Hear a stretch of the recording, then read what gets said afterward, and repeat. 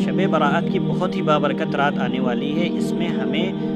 عبادت کرنی چاہیے خوب، اور ذکر و اذکار، استغفار، اللہ تعالیٰ سے اپنے گناہوں کی معافی مانگنی چاہیے، کیونکہ اس رات میں اللہ تعالیٰ کے سامنے ہمارے اعمال پیش ہوتے ہیں، اچھی اور بری تقدیر کے فیصلے ہوتے ہیں۔ تو اس حالت میں ہمیں ہونا چاہیے جب اللہ تعالیٰ کے سامنے اعمال پیش ہوں کہ ہم اللہ تعالیٰ کی عبادت کر رہے ہوں۔ لیکن اگر آپ میں اتنی ہمت اور اتنی استقامت نہیں ہے، اور آپ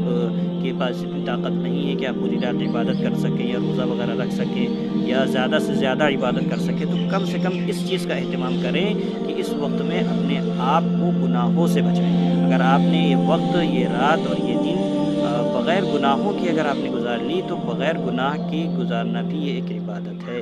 تو گناہوں سے بچا لینا بھی خود کو ایک عبادت ہے، تو اس لیے گناہوں سے بچانے کا خاص اہتمام کریں۔ عبادت میں کتنا آپ کر سکتے ہیں، جتنی آپ کی طاقت ہو، جتنی آپ کی استقامت ہو، جتنی آپ کی ہمت ہو،